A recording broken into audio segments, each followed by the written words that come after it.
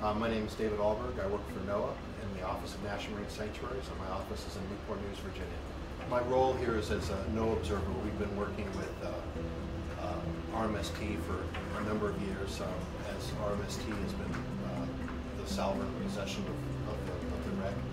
And the federal government recognizing the significance of this wreck site, not only to U.S. history, but to people across the world as a cultural resource, has had a long-standing interest in seeing it protected and managed and taken care of properly.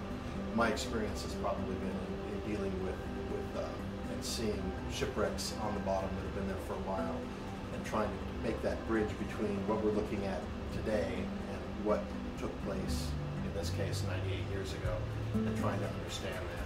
I've been surprised at the condition of the wreck itself, that in having seen videos and books of the rusticles and the corrosion on the wreck, as you get down, especially with the technologies we're seeing now with the 3D cameras, it appears to be in remarkably good condition. I counter that with my impression of what a violent event this sinking was.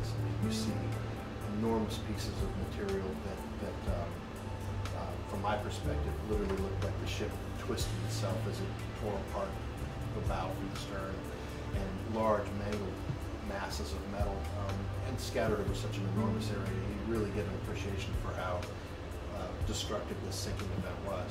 One of the things that I've heard talked about is the inevitable collapse of Titanic. The ship is collapsing, it's compressing, and I don't see that. I see a shipwreck vehicle that's going through the slow process of changing from an ocean liner to an archaeological site. And it's like every object is transforming, it's evolving. But in this particular case, I think it's doing it at a pace which will assure that this wreck will be here for a very, very long time. The coordination between the different science teams, the different technologies that have been put to work here on the site have worked out very well.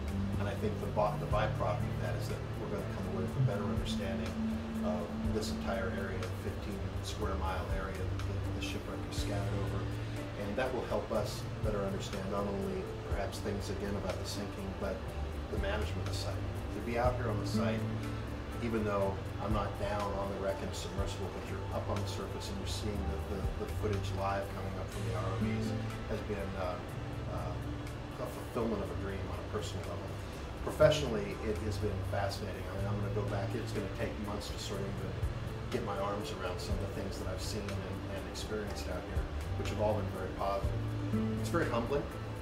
It's been fascinating, very positive experience, and one that I think will go a long way in terms of with this relationship between Woods Hole and Wait, RMST, and other governmental entities goes forward, and making sure that this wreck site is taken care of properly and will be there for future study and preservation for long.